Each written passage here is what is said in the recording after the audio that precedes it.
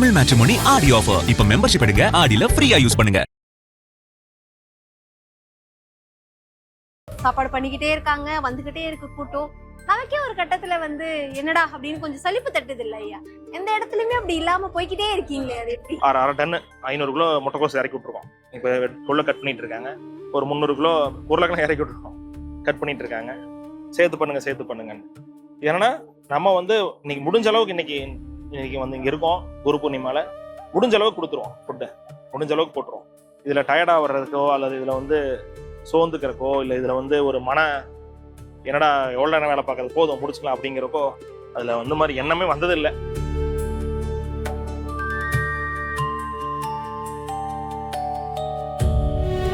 இதுல புண்ணியமே வராது. இப்ப நான் அன்னதானம் போடுறேன், இதெல்லாம் பண்றேன், வீடியோலாம் போடுறோம், ஒரு 100 பேர் கமெண்ட் இதெல்லாம் புண்ணியம் வராதுங்க, இதெல்லாம் ஒரு அப்படி சொன்னா கூட தொடர்ந்து பண்ணுவோம். சாப்பிட்றவங்க ஒரு 1000 பேர் வாழ்த்தாட்டி கூட தொடர்ந்து பண்ணுவோம்.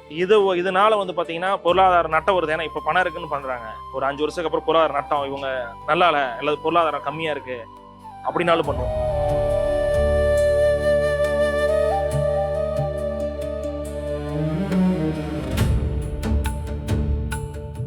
குறிப்பா அந்த இளநீ காவடி எடுப்பதன் மூலம் என்ன பலன் கிடைக்கும் அப்படின்னா, நிச்சயமா கடன் நிவர்த்தி வரும். கடன் நீ கண்டிப்பா 200% போல்டா இந்த வருஷம் காவடி எடுத்தோம், அடுத்த வருஷம் உடனே 10 கோடி அடைஞ்சோம் அப்படி கிடையாது. அந்த கடன் அடைவதற்கான வழியை காட்டுவோம். அந்த இளநீ கடன் நிவர்த்தி நிச்சயமா கொடுக்கும். அது மட்டும் இல்லாம இளநீ காவடி எடுப்பதன் மூலமாக நமக்கு பண வரவும் வரும். ஏன்னா கடன் நிவர்த்தியாவனா பணம் வரணும் இல்ல, மன தெளிவு பிறக்கும். மனசுல குழப்பமா இருக்கவங்களுக்கு ஒரு தெளிவு பிறக்கும்.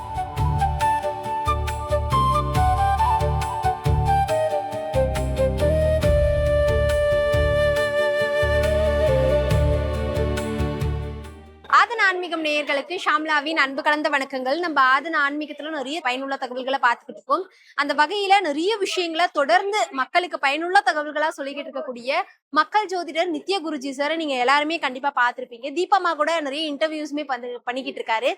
முதல் முறையா என் கூட இன்னைக்கு நிறைய விஷயங்களை பகிர்ந்துக்கவும் இருக்கிறாரு. நிறைய விஷயங்களை இன்னைக்கு இந்த நிகழ்ச்சியில பேசவும் போறோம், கேட்டு தெரிஞ்சுக்கவும் போறோம். வணக்கம் ஐயா. வணக்கம். எப்படி இருக்கீங்க? ரொம்ப நல்லா இருக்கேன். நீங்க எப்படி இருக்கீங்க? எப்படி இருக்கு நம்ம குரூப்? நான் முதல்ல உங்களை ஃபர்ஸ்ட் क्वेश्चन கேட்டேன், இன்டர்வியூ நான் ஸ்டார்ட் பண்றேன். கண்டிப்பா சார், ரொம்ப வியப்பா இருக்கு. ஏற்கனவே நிறைய விஷயங்களை நீப்பாமாவும் பேசியிருந்தாங்க. குரு பூர்ணிமா அப்படிங்கறதுல இவ்வளவு விஷயங்கள் இருக்கா, இவ்வளவு அற்புதமா பண்ண முடியுமா அப்படிங்கிறது இந்த திருச்செந்தூர் மண்ணில நீங்க நிரூபிச்சு காமிச்சிட்டீங்க அப்படின்னு நினைக்கிறேன். நான் ஸ்டார்டிங்ல நீங்க வரும்போது நிறைய விஷயங்கள் ஆரம்பிச்சதுல இருந்து இப்ப வரைக்கும் சொல்லிக்கிட்டு இருந்தீங்க.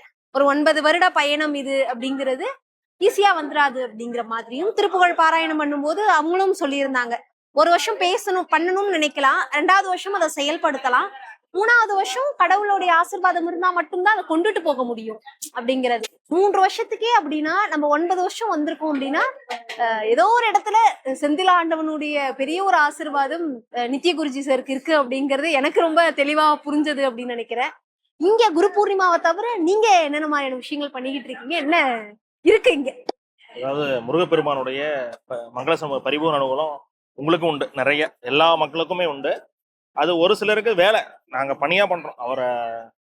அவரை நான் கும்பிட்றதே எனக்கு ஒரு வேலை, எனக்கு டியூட்டி அதுதான். அதனால எனக்கு கொஞ்சம் எக்ஸ்ட்ரா டிஃப்ரெண்டா இருக்கு. மற்றவங்களுக்கு அப்ப எல்லாருக்கும் அனுகூல மூர்த்தி தான் ஒரு, அதில் மாற்றுக்கிறது இல்லை. இது 9 வருஷத்துக்கே நம்ம எப்படின்னா, என்னோட காவடி அதாவது காவடி தைப்பூசம் அன்னைக்கு நடக்கக்கூடிய காவடி சென்ற ஆண்டோட 25வது வருஷம் முடிஞ்சிருச்சு. 25th இயர் கம்ப்ளீட் ஆயிடுது. இந்த ஆமா, எனக்கு வயசே இப்ப 32 தான். அதாவது 31 கம்ப்ளீட் வயசு 31 வயசு தான் முடிஞ்சிருக்கு. அப்போ 25 வருஷம் நான் காவடி கம்ப்ளீட் பண்ணிட்டேன். அது எப்படி நடந்ததுன்னா, இளநீ காவடி விசேஷம். டெல்டா மாவட்டங்கள் இளநீ காவடி விசேஷமா இருக்கும். குறிப்பா என் கரூர் மாவட்டம் இளநீ காவடி ரொம்ப விசேஷமா இருக்கும். காவடியில் நிறைய காவடி இருக்கு. காவடி அப்படின்னாவே முருகனுக்கு தான், வேற யாருக்கும் அது இல்ல, முருகனுக்கு தான். அதுல பாத்தீங்கன்னா இளநீ காவடி, தீர்த்த காவடி, தீர்த்த எடுத்துட்டு போறது, பால் எடுத்துட்டு போறது, பால் காவடி. இங்க திருச்செந்தூர்ல சர்ப காவடிலாம் நீங்க ஃபேமஸ், நீங்க நெட்ல எல்லாம் பார்த்திருப்பீங்க. சர்ப காவடி, புஷ்ப காவடி, திருத்தணியில நீங்க புஷ்பம் கூட மாதிரி வச்சு புஷ்ப எடுத்து புஷ்ப காவடி. எண்ணற்ற காவடிகள் இருக்கு. முருகனுக்கு ஒரு சுமந்து உடலை வருத்தி விரதம் இருந்து நோம்பு இருந்து சுமந்து சென்று செலுத்தக்கூடிய ஒரு பொருள் இது காவடி. இதுல இளநீ ரொம்ப விசேஷமான ஒண்ணு. இந்த குறிப்பா அந்த இளநீ காவடி எடுப்பதன் மூலம் என்ன பலன் கிடைக்கும் அப்படின்னா, நிச்சயமா கடன் நிவர்த்தி வரும்.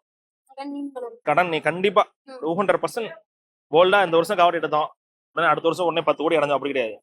அந்த கடன் அடைவதற்கான வழியை காட்டுவோம். ஒரு தொழில் பண்ணிட்டு இருக்கோம், அது நெருக்கடி ஆகி போச்சு.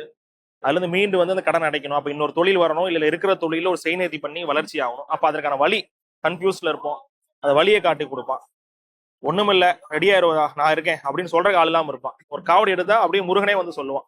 அந்த ஒரு நற்பலன்கள் இது மாதிரிதான். கடன் நிவர்த்தினா முருகன் வந்து கடனை வந்து கட்ட போறது இல்ல, ஆனா நடக்கும். அது மாதிரி நடக்கும். அந்த இளநீ வந்து கடன் நிவர்த்தி நிச்சயமா கொடுக்கும்.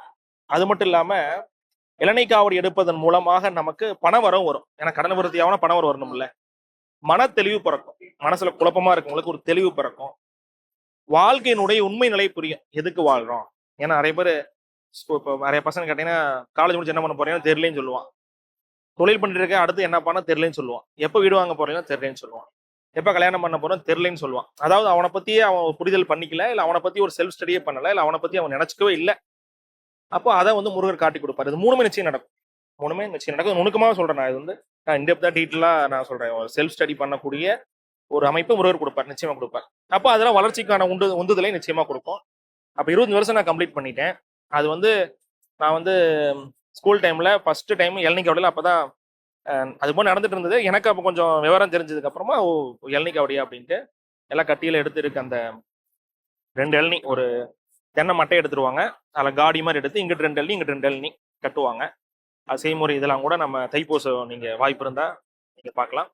அப்போ அந்த இளநீ காவடி கட்டிட்டு எடுத்துட்டு போவாங்க. அதுக்கு அளவு எல்லாம் இருக்கு, எந்த அளவு அந்த மட்டை இருக்கணும் இதெல்லாம் இருக்கு.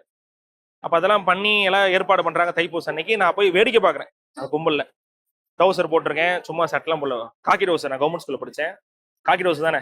அப்ப நைட் ட்ரெஸ் எல்லாம் ஒண்ணும் கிடையாது. அந்த காக்கி டவுசரோட படுத்து தூங்கிடுவான். வந்தா மேல சட்டை வெள்ளை சட்டை, கீழே காக்கி டவுசர், வெள்ளை சட்டையை கழட்டிட்டு காக்கி டவுசரோட சுத்த வேண்டியதான். அதான் நம்ம நைட் ட்ரெஸ்.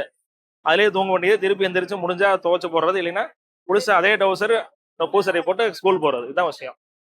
அப்போ தைப்பூசத்துக்கு லீவ்லாம் இப்பதான், அப்பயே லீவு கிடையாது. இப்போ நான் போய் வேடிக்கை பார்க்க போனேன் அந்த காக்கி டவுசரோட. காலைல ஸ்கூல் கிளம்பணும். பார்த்தா ஒரு காவடி மிஞ்சி இருந்தது. எல்லாரும் காவடி எடுத்துட்டாங்க, ஒரு காவடி மட்டும் எடுக்காம இருந்தது. ஏன் எடுக்கலைன்னா பெரிய பெரிய இளநீ இவ்வளவு விருசு இருக்கு, தூக்க முடியாது. யார் எடுக்கல, ஒரு காவடி மட்டும் கிடந்தது. அங்க இருந்து என்ன சொன்னாரு, தம்பி இந்த காவடி கொஞ்சம் நேரம் தூக்கிட்டு வா, அங்க வந்து மாத்திக்கலாம் சொன்னாரு. சரி நம்ம ஸ்கூல் கட் ஆகும், ஓபி நீ போட்டுறோம் சேரான்னு சொல்லிட்டு அந்த காவடி எடுத்தேன். அது ஆத்து வரைக்கும் போயிடுச்சு. அங்க போய் அந்த காவடி வந்து யாருமே எடுக்கல. இங்கே எடுக்கல ஆள் இல்லாத போது ஆத்துக்கு போய் யாரும் மாத்த போறா, நமக்கு அவன் தெரியாது. திருப்பி ஆத்துல இருந்து நானே அந்த காவடியை, முதல் காவடியை பெருங்காவடி, என்னால அந்த வயதுக்கு அந்த காவடி தூக்கவே முடியாது. உடனே ரொம்ப எனக்கு பெருசா அதுல வந்து ரொம்ப துன்பம் அந்த மாதிரிலாம் தெரியல. மலையை சுத்தி படியேறி அந்த காவடியை முருகனுக்கு கொடுத்தேன். அன்னையில இருந்து நான் ஸ்டாப்பா. இடையில கொரோனாலாம் வந்துச்சே, அப்ப நீ என்ன பண்ணீங்கன்னு பல பேர் கமெண்ட்ல கூட கேட்கலாம். நான் கொரோனாலே காவடி எடுத்தேன்.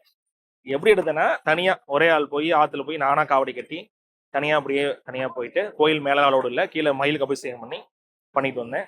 அப்போ காவடி கன்னியூவா எந்த வகையிலும் நிறுத்தாம 25 ஆண்டுகள் பண்ணேன். என்னோட 12th எக்ஸாம் அன்னைக்கு, 12th வந்து அன்னைக்கு பப்ளிக் கெமிஸ்ட்ரி ப்ராக்டிக்கல் எக்ஸாமு. நான் காவடி தான் எடுப்பேன்னு சொன்னேன். காவடி எடுத்துட்டு தான் எக்ஸாம் போவேன்னு சொல்லி அன்னைக்கு காவடி எடுத்துட்டு தான் நான் எக்ஸாமுக்கே போனேன். அதுல வந்து எல்லளவுமே குருனுக்கு குறை வச்சது கிடையாது. 25 ஆண்டு முடிஞ்சிச்சு. அதை தொடர்ந்து பண்ணிட்டே இருந்தேன். அது வந்து சிரத்தையா, அதனால வளர்ந்தோம், அதனால வளர்ச்சி ஆகுது, அப்படி அந்த மாதிரிலாம் நான் சொல்ல வரல. முருகனுக்கு நம்ம செய்யணும். இந்த பிறந்தோம் மண்ணில் இருக்கும் போது அது அவனா கூப்பிட்டு கொடுத்தது. தொடர்ந்து பண்ணிட்டு இருக்கோம் 25 இயரா. இது முருகன் அனுகூலம் கிடைச்சாதான் பண்ணுவோம் அப்படிங்கிறத தாண்டி நம்ம செய்யணும்னு எல்லாரும் நினைச்சாலும் செய்யலாம். அதை செய்வதற்கு தொடர்ந்து ஒரு மனநிலை. ஒரு டைம் நீங்க பண்ணும்போது முருகன் உங்களை ஆட்கொள்வான். அதான் உங்களை மனசுல வந்து சொல்லுவான், நீ உனக்கு இது, நீ இப்படி இரு, நீ இதுக்கு தான் பிறந்த, நீ இதை பண்றதுக்கு தான் பிறந்த, நீ இதை பண்ண போற, உனக்கு நான் இருக்கேன், வருத்தப்படாத, கவலைப்படாத, அழாத, நான் உன்னை கை பிடிச்சிக்கிறேன், யாரையும் நினைக்காத, சொந்தமில்லையும் நினைக்காத, நேசிச்ச விட்டுட்டு போயிட்டான்னு நினைக்காத, நான் இருக்கேன் பாத்துக்கிறேன் அப்படின்னு முருகன் சொல்லும் போது, அப்ப அவருக்கு செய்யாம நம்ம யாருக்கு செய்யணும்? இப்போ நீங்க சொல்லியிருந்தீங்க இல்லையா, இந்த மாதிரி அந்த காவடி நான் எடுக்கணும்ன்றதுக்காக எனக்காக இருந்தது அப்படின்னு. நீங்க அந்த நேரத்துல யோசிக்கிறதுனால முருகன் நினைச்சிருக்கான், இவன் நமக்காக இதை எடுக்கணும் அப்படின்னு. சில பேர் இதை சொல்றதையும் நம்ம கேட்க முடியும். நம்ம முருகனை நினைச்சா பத்தாது, முருகன் நம்மள நினைக்கணும், அவன் வந்து நம்ம கிட்ட வரணும்னு முருகன் என்னைக்கு நினைக்கிறானோ அப்பதான் நம்ம போக முடியும் அப்படிங்கிற வார்த்தை சொல்லு இருக்குல்ல, அது எந்த அளவுக்கு உண்மை? நீங்க அதை உணர்ந்த தருணங்கள்? இல்ல, அது நிச்சயமா நான் உணர்ந்திருக்கேன். முருகர் வந்து நிச்சயமா நம்மளை ஆட்கொள்வார். அது நமக்கு, அவர் நம்மளுக்கு அழைச்சிக்கிறதுக்கான டிசைன் அவரே பண்ணிடுவார். நான் அக்ரி படிச்சுட்டு அஸ்ட்ராலஜில இருக்கேன், அக்ரி கொஞ்சம் சர்வீஸா பண்றேன். பட் இங்கே அஸ்ட்ராலஜியில் இருக்கேன், முருகன்ட்ட இருக்கேன், முருக திருப்பணிகள் பண்ணுறேன். இது மாதிரி நிறைய விஷயங்கள் பண்ணுறோம். அவரு செலக்ட் பண்ணுறாரு, இதை பண்ணுறக்கு நீ வா, எனக்கு வேலை பண்ணுறக்கு வா. ஆமாம், அப்படிதான். அதுக்கே அதே முருகர் தான் ஒருத்தருக்கு தொழிலை கொடுத்து நீ நல்லா சம்பாரி. அவரை வந்து நமக்கு ஒரு இப்போ மோகன் பாலார் சிஸ்டர் இருக்காங்கன்னா அவங்களுக்கு எதுவுமே இல்லாமல் இருந்தது. படிப்படியாக தொழில். அப்போ அவர்களுக்கு நம்ம அவங்களுக்கு கைட் பண்ணுறோம், அவங்களுக்கு பிஸ்னஸ் அட்வைஸராக இருக்கும், எதை பண்ணணும் எதை பண்ணக்கூடாதுன்னு தெளிவாக சொல்லித்தரோம். பிஸ்னஸ் பண்ணுறாங்க, சம்பாதிக்க வைக்கிறாரு. அதே முருகர் தான் அவரை நமக்கு கொடுக்க வைக்கிறாரு. அதே முருகர் தான் அவருக்கு வேலை பார்க்க வைக்கிறார். இப்போ முருகர் நிறைய பேருக்கு கொடுப்பார், ஆனா முருகனுக்கு வேலை பார்க்கறதுக்கு சிலரை அவர் தேர்ந்தெடுக்கிறார். அதில் நம்ம ஒரு பாக்கியசாலி, ஏதோ அந்த பிறப்புல போன ஜென்மத்துல ஏதோ அவருக்கு என்ன பண்ணணும் தெரியாது, பட் ஏதோ நம்மள வேலை பாரு அப்படின்ட்டு இருக்காரு. ஆயுள் உள்ளவரை வேலை பார்க்கலாம், பிரச்சனை கிடையாது. அவருக்காக உழைக்க ரெடியா இருக்கும். இப்போ மக்கள் வளரணும். இப்போ வந்து பாக்குறவங்க, குரு பூர்ணிகை வரவங்க வேண்டவங்க வளரணும். தொழில்னு ஒண்ணு வந்து வேண்டானா வளரணும், கடன் வேண்டானா வளரணும், திருமணம் வேண்டானா நடக்கணும். அப்போ அவர்கள் மூலமா படிப்படி இன்னைக்கு வந்து சாப்பிட்டவங்க அடுத்த வருஷம் ஒரு சிப்ப அரிசியோட வருவாங்க, இல்ல ஒரு 2 கிலோ காய்கறியோட வருவாங்க. அப்போ கொடுக்கணுங்கிற மனநிலை 2 பேர்த்துக்கு பெருகுது. முருகனால வளர்ந்தவங்க 2 பேர் அதிகமா வராங்க, இவர்களால சாப்பிட்றவங்க ஒரு 4 பேர் அதிகமாகும். அப்போ இந்த சைக்கிள் வந்து தொடர்ந்து நடந்துட்டே இருக்கணும், என் தலைமுறைக்கு அப்புறம் நடக்கணுங்கிறது என்னோட பெரிய ஆர்வம், ரொம்ப ஆழமான ஒரு ஆர்வம். இப்ப கூட இன்னைக்கு காலைல இருந்து யாகம் பண்ணது எல்லாம் நடந்தது, சுவாமிகிட்ட பிரார்த்தனை பண்ணது. உண்மையாலுமே இந்த பிரார்த்தனை வெளியே கொடுக்க சொல்லக்கூடாதெல்லாம் வழக்கமா சொல்லுவாங்க. பட் ஏன்னா உண்மையில பிரார்த்தனை பண்ணது என்னன்னா, என்னோட ஆயுள் காலங்கள்ல தினமும் அன்னதானம் போடணும், அப்படி ஒரு நிலைமைக்கு நான் வரணும். ஏன்னா தினமும் போய் நமக்கு வருவாய் இருக்கணும், நம்ம போடணும். அப்புறம் வந்து இந்த குரு பூர்ணிமா ஒரு 1,00,000 பேருக்கு போடணும். இது நான் காலைல தான் வேணும், அப்பா உனக்கு அன்னதானம் போடணும், 1,00,000 பேருக்கு போடுற அளவுக்கு வளர்த்தி கொடு, தினமும் அன்னதானம் போடுற அளவுக்கு ஒரு நிலைமையை கொடு. இதுதான் விஷயம், போதும். அதுக்கப்புறம் என்ன பண்றோம்? இப்போ அது வந்து நடக்கணும் அப்படின்னா நிறைய மக்களுடைய முருகப்புறம் வளர்த்தணும். அது நிச்சயமா பண்ணுவார், நிறைய பண்ணியிருக்காரு கண் கூட. ஒரு 100 பேர்ல ஆரம்பிச்சிருப்பீங்கன்னு நினைக்கிறேன். 100ல ஆரம்பிச்சு இன்னைக்கு போன வருஷம் வந்து 10,000 பேரு, இந்த வருஷம் 16,000 பேரு. காலைல ஒரு 7-7:30 மணிக்கு ஆரம்பிச்சிருந்தது. இப்ப 9,000 கிராஸ் பண்ணிருக்கு. 9,000 கிராஸ் பண்ணிடுச்சு. இன்னும் மணி 5 பக்கம் தான், இன்னும் 5 ஆகல, அதுக்குள்ளேயே இவ்வளவு ஆயிடுச்சு. நின்னுகிட்டே சாப்பாடு பண்ணிக்கிட்டே இருக்காங்க, வந்துகிட்டே இருக்கு கூட்டம். நமக்கே ஒரு கட்டத்துல வந்து என்னடா அப்படின்னு கொஞ்சம் சலிப்பு தட்டுது இல்ல ஐயா? எந்த இடத்துலயுமே அப்படி இல்லாம போய்கிட்டே இருக்கீங்களே, அது எப்படி? இது போக போக இன்னும் கொஞ்சம் நமக்கு இப்ப நாங்க கவுண்ட் கேட்டே இருப்போம். நீங்க கிரிக்கெட் மேட்ச் பாக்குறீங்க இல்லையா, அப்பப்போ என்ன ஸ்கோர் எவ்வளவு, அப்ப நான் கவுண்ட் கேட்டே இருப்பேன். நான் அங்க எங்க இருந்தாலுமே என்ன பண்ணுவேன், நம்ம ஆள்கிட்ட கவுண்ட் கேட்பேன், எவ்வளவு போயிருக்கு, எவ்வளவு தட்டு போயிருக்கு, 7,000 8,000 சேர்த்து போடுங்க, இன்னும் கொஞ்சம் போடுங்க, வெளியிருந்து மக்கள் அன்னதானம் போறேன்னு சொல்லுங்க, சேர்த்து போடுங்க. அது வந்து நமக்கு ஒரு பூஸ்ட். இன்னும் கொஞ்சம் போடுங்க. காய் கம்மியா இருக்கா வாங்குங்க. இப்ப கூட பாத்தீங்கன்னா காய் கம்மியா இருந்தது. இப்போ ஒரு 1/2 டன் 500 கிலோ முட்டைக்கோஸ் இறக்கி விட்டுருக்கோம். இப்ப புள்ள கட் பண்ணிட்டு இருக்காங்க. ஒரு 300 கிலோ உருளைக்கிழங்கு இறக்கி விட்டுருக்கோம், கட் பண்ணிட்டு இருக்காங்க. சேர்த்து பண்ணுங்க. ஏன்னா நம்ம வந்து இன்னைக்கு முடிஞ்ச அளவுக்கு இன்னைக்கு வந்து இங்க இருக்கோம், குரு பூர்ணிமால முடிஞ்ச அளவுக்கு கொடுத்துருவோம், ஃபுட்டை முடிஞ்ச அளவுக்கு போட்டுருவோம். இதுல டயர்டா வர்றதுக்கோ அல்லது இதுல வந்து சோர்ந்துக்கிறக்கோ இல்ல இதுல வந்து ஒரு என்னடா எவ்வளவு நேரம் வேலை பார்க்கறது, போதும் முடிச்சுக்கலாம் அப்படிங்கிறப்போ அதுல வந்து மாதிரி எண்ணமே வந்தது இல்லை. எத்தனை பேர் சாப்பிட்டு என்ன விதமான கருத்துக்கள் சொல்லியிருந்தாலும் இது எனக்கு ரொம்ப நெருக்கமாவே இருக்கு. அது முதல் வருடமா இருக்கலாம், இல்ல இப்ப நடந்த 9வது வருடமா இருக்கலாம், இல்ல 5வது வருடம். ஏதாவது ஒரு வார்த்தையில அமிர்தம் மாதிரி இருக்கு. இப்ப நம்ம பைட் எடுக்கும் போதும் ஒருத்தவங்க சொன்னாங்க, அந்த வார்த்தை கேட்கதானே இவ்வளவு கஷ்டம் அப்படிங்கிற ஒரு கஷ்டங்கிறத தாண்டி கஷ்டம் கிடையாது, அது ஒரு பாக்கியம். இதுக்காக தானே நான் யோசிச்சேன், இதுக்காக தானே நம்ம இருக்கோம் அப்படின்னு ஒரு விஷயம் தோணும்ல சார். அது அப்படின்னா என்ன வார்த்தை சொல்லலாம், ஏதாவது அந்த மாதிரி தருணங்கள் உண்டா? இல்ல, சென்ற ஆண்டு வந்து பாத்தீங்கன்னா ஒரு குடும்பம் வந்து சாப்பிடுறாங்க. அதுல வந்து 2-3 பேர்த்து நான் பேசியிருந்தேன். சென்ற ஆண்டு கொஞ்சம் வெளியே அதிகம் இருந்தேன் நான். அதனால அப்ப வந்து பாத்தீங்கன்னா அவங்க ஒரு ஃபேமிலி வராங்க, பஸ் வர இடம், நம்ம பஸ் வந்து இறங்கி நடந்து வர இடம். அவங்க வந்து பாத்தீங்கன்னா சாப்பிடாம போறாங்க. ஏன்னா பயங்கர க்ரௌடா இருந்தது ஒண்ணு. 2வது அன்னதானம் அங்க மேல கோயில் அன்னதானம் வாங்க முடியல, ரொம்ப டிஸ்டன்ஸ் டைம். ட்ரெயின் புக் பண்ணி வராங்க, திருநெல்வேலியில் போய் ட்ரெயின் ஏறணும். அப்போ அவங்க ட்ரெயின் பிடிக்க போகணும். அப்போ வந்து அவங்களுக்கு பணமும் கொஞ்சம் குறைவா இருக்கும். அந்த டைம்ல நம்ம அன்னதானம் இருந்தது, வந்து குடும்பத்தோட சாப்பிட்டுட்டு இன்னைக்கு வந்து நான் இப்போ இன்னைக்கு வயிறார இன்னைக்கு சாப்பிட்டுருக்கோம்னா அது உங்க உங்க உங்க அன்னதானம் தான் காரணம் அப்படின்னு சொன்னாங்க. இன்னொருத்தவங்க வந்து குழந்தைங்க சாப்பாடு நிறைய வாங்குவாங்க. குழந்தைங்க சாப்பாடு ஏன்னா மறுசோறு தனியா சாப்பாடு அன்னதானத்தை நிறுத்திடாம மறுசோறு தனியா போடுவோம். அதோட ரீசனே வந்து பாத்தீங்கன்னா போதும், ஒரு ரசம் போதும், ஒரு தயிர் போதும் நினைக்கிறோம், வாங்கிக்கிறதுக்கான ஒரு சிச்சுவேஷன். குழந்தைகளுக்கு நிறைய வாங்குவாங்க. அப்போ ஒரு அம்மா வந்து பாத்தீங்கன்னா ஒரு நீங்க அன்னதானம் இன்னைக்கு இந்த வருஷம் அன்னதானத்துல காலையில வந்து ஒருத்தங்க ஒரு அம்மாவும் ஒரு ஐயா உட்காந்துருந்தாங்க. காலையில நான் 7:30க்கு தான் ஸ்டார்ட் பண்ணேன். ஒரு 6:30க்கு உட்காந்துருந்தாங்க. நான் வந்து பார்த்தேன். அவங்களுக்குலாம் வந்து பார்த்தீங்கன்னா, அந்த 1 மணி நேரம் 7:30க்கு அன்னதானம் தொடங்கும்னு போர்டு வச்சிருக்கோம். அந்த 1 மணி நேரம் வெயிட் பண்ணணும் அப்படிங்கிற அவசியம் இல்லை. 7:30க்கே வரலாம். அன்னதானம் கிடைக்க தான் போகுது. பட் ஆனா அந்த பசி அல்லது அந்த உணவு தேவை அப்படிங்கிறது உட்கார வைக்குது. தேவையில்லாம ஒருத்தனை உட்கார வைக்காதாங்க. இது மாதிரியான விஷயங்கள்லாம் நம்மள ரொம்ப மெய் சிலிர்த்து போக வைக்கும். அதை தொடர்ந்து பண்ணணும்னு வைக்கும். நான் வந்து அன்னதான் இப்ப திருச்செந்தூர் ரொம்ப வருஷம் முன்னாடி வந்தப்போ, அப்ப சாப்பாடுக்கு பணம் இல்ல. நான் அப்ப இத பத்தி பேசினேன் முன்னாடி கூட. இப்ப கடல்ல உட்காந்துட்டு அ பொரி நைட் வந்து பொரி வாங்கி சாப்பிடுறோம். அடுத்த நாள் காலைல தரிசனம் முடிக்கிறோம். மதியம் ஆயிருது. பயங்கர பசி. அப்ப வந்து நமக்கு ஒரு அன்னதானம் கிடைச்சுச்சு. அந்த அன்னதான மாரி லைஃப்ல வந்து ஒரு ஒரு சுவையான ஒரு உணவு வந்து நம்ம டிஃபைன் பண்ண முடியாது. இப்போ வரைக்கும் நீங்க சாப்பிட்ட மோஸ்ட் ஃபேவரட் ஒரு ஃபுட் சொல்லுங்கன்னா, நான் அத சொல்லலாம். ஏன்னா அது வந்து நம்ம கடும் பசி, கொலை பசியில ஒரு சாப்பாடு கிடைக்கும்போது அ மிக அமிர்தமா இருக்கும். அப்போ அத நம்ம உணர்ந்திருக்கோம். அது மாரி பல நபர்கள் உணர்ந்திருப்பாங்க. அதுல வந்து குறிப்பா நீங்க சாப்பிடும்போதே அவங்களுக்கு நீங்க சாப்பிடுறவங்க, அத ஃபுட்ட வாங்குறவங்க, அத எப்படி ட்ரீட் பண்ணும் விதமே உங்களுக்கு அது தெரியும். நம்ம கரெக்ட்டான ஆளுகளுக்கு அன்னதானம் போட்டுருக்கோம். ஏன்னா, போதும் சரி கும்பலா இருக்கு, கிராஸ் பண்ணி போயிரலாம் அப்படின்னு இல்லாம, 1 மணி நேரம் ஆகுங்க லைனு, பரவால்ல நிப்போம். அப்படின்னா அதோட தேவை அவங்களுக்கு அதிகம் இருக்கு. அப்படிப்பட்டவர்களும் அன்னதானம் குடுக்குறோம். அதுல வந்து பாத்தீங்கன்னா, போன முறை வந்து இந்த குழந்தைக்கு ஒரு குழந்தைக்கு வந்து உணவு வந்து வாங்கி குடுத்து அவங்க ரொம்ப பிளஸ் பண்ணிட்டு போனாங்க. அதாவது அன்னதானம் பண்ற எல்லாருமே ரொம்ப பலார் செல்வமா இருக்கணும். லட்சமா இவங்க அன்னதானம் பண்ணலாம். இந்த வருஷம் நெறைய பேசியிருப்பாங்கன்னு நெனைக்கிறேன் வெளிய. இப்போ இது வந்து பாத்தீங்கன்னா, என்ன என்ன அவங்க மீன் பண்ணல. அன்னதானத்திற்கு நன்கொடை குடுத்து அல்லது பொருள் உதவி குடுத்து அனைத்து பேருக்கும் அவங்க மீன் பண்றாங்க. 100 பேர் இப்ப சாப்பிடுறாங்க. 10 பேருடைய வாழ்த்துக்கள் நமக்கு உதவி செய்யக்கூடிய அந்த 10 பேர் வளர்த்தோம். இதான் விஷயம். நம்மளும் வளருவோம். நம்மனால முருகப்பெருமானுடைய புகழ் பெருகும். இது நடப்பதனால 4 பேர் சாப்பாடு போடணும்னு முன் வருவாங்க. இது வந்து ஒருவேளை அவங்கலாம் யாருமே என்ன வந்து பாராட்டல. சாப்பிட்டு சாப்பிட்டு போயிட்டே இருக்காங்க. யாருமே என்ன வாழ்த்தல.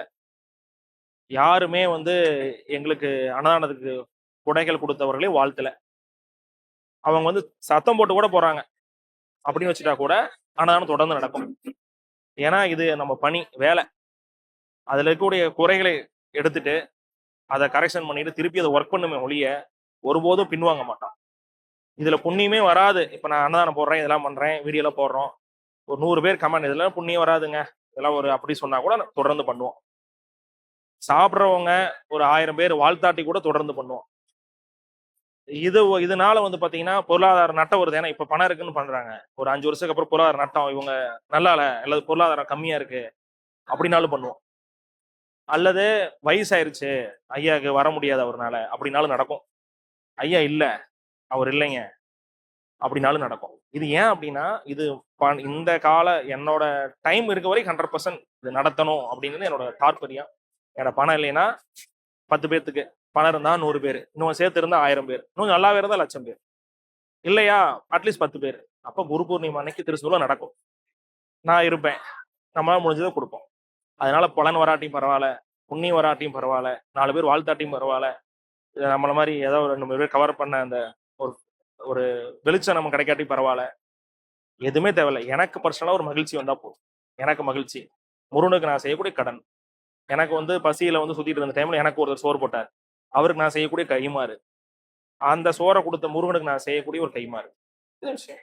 அவ்வளவுதான். ஒரு மீல் கஷ்டப்பட்டோம். இன்னைக்கு 16,000 மீல் போடுறோம். ஒரு மீல்ஸ் எனக்கு வந்து கஷ்டமா இருந்தது. 16,000 மீல்ஸ் இன்னைக்கு போடுறோம். போதும். அடுத்த வருஷம் 18,000 போடுவோம், 20,000 போடுவோம். பட் ஆனா நமக்கு கொடுத்த கடவுளுக்கு திருப்பி கொடுக்கணும். வாழ்க்கையில அதை தவிர வேற என்ன பண்ண போறோம்? நான் நிறைய விஐபி எல்லாம் கன்சல்ட் பண்றேன். எல்லா இடங்களிலுமே தேவை என்பது மாறிக்கிட்டே இருக்கு. இன்னைக்கு வந்து ஒரு விஐபி அப்பாயன் பாக்குறாரு, பிரச்சனை பாக்குறாருன்னா ஒரு தேவையை கேட்பாரு. அடுத்த டைம் பிரச்சனை பார்க்கும்போது வேறு தேவைகளை கேட்பாரு. தேவை முன்னிலைப்படுத்திட்டே இருப்பாங்க. அவர்களுக்கு அது திருப்தி அளிக்குது. இந்த டைம் வந்து ஒரு உதாரணமா இந்த டைம் வந்து ஒரு பென்ஸுக்கு ஒரு ஒரு Audi Q5 கேட்கிறாருன்னா அடுத்த டைம் வந்து Q7 கேட்பாரு. அவருக்கு அது மகிழ்ச்சி அளிப்பது போல எனக்கு இந்த டைம் 16,000 பேருக்கு போடக்கூடிய அன்னதானம் அடுத்த டைம் 16,000 போது மகிழ்ச்சி அளிக்குது. இதை நான் பொருளாதார உயர்வா பாக்குறேன். நான் பொருளாதாரத்தை உயர்ந்திருக்கேன், நான் நல்லா இருக்கேன் அப்படிங்கிறத இதன் மூலமா நான் ஃபிக்ஸ் பண்ணிக்கிறேன். ஓ, நம்ம போன வருஷம் 10,000 பேருக்கு போட்டோம், இந்த வருஷம் நம்ம ஒரு 10,000 பேர் கிராஸ் பண்ணிட்டு இருக்கோம் நம்ம வளர்ந்துருக்கோம் அப்படின்னு பார்க்கலாம். இந்த விஷயம். ஆடி பௌர்ணமி அப்படிங்கிறதுக்கு குரு பூர்ணிமாக்கு அப்புறம் ஒரு பெரிய விசேஷ நாள் அப்படின்னா கண்டிப்பா மகா கந்த சஷ்டி விரதம். நிறைய பேர் இப்ப அதை பத்தி நிறைய பேசவும் ஆரம்பிச்சுட்டாங்க. தொடர்ந்து நிறைய பதிவுகளா இட்டுட்டு வந்துட்டு இருக்கீங்க. மகா கந்த சஷ்டி விரதம் அப்படின்னா எல்லாரும் இதை பத்தி இந்த விஷயங்கள்லாம் பண்ணுங்க.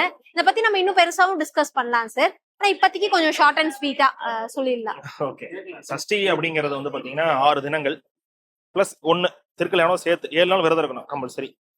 இது வந்து முருகன் வழிபாட்டிலேயே ஊனுருக உள்ளமுருக உயிருருக வழிபாடு செய்யணும். ஊன்னா நம்ம உடல், உள்ளம் என்பது நம்மளுடைய மனசு, உயிர் என்பது ஆத்மா. இது 3 ஒரு சேர உருக வழிபாடு செஞ்சா முருக அனுகூலம் பண்ணுவான். முருகப்பெருமான் சஷ்டி அன்னைக்கு வந்து பாத்தீங்கன்னா அவரே கடும் ஒரு போர்ல இருக்கார். போரினுடைய உச்சகட்டம்.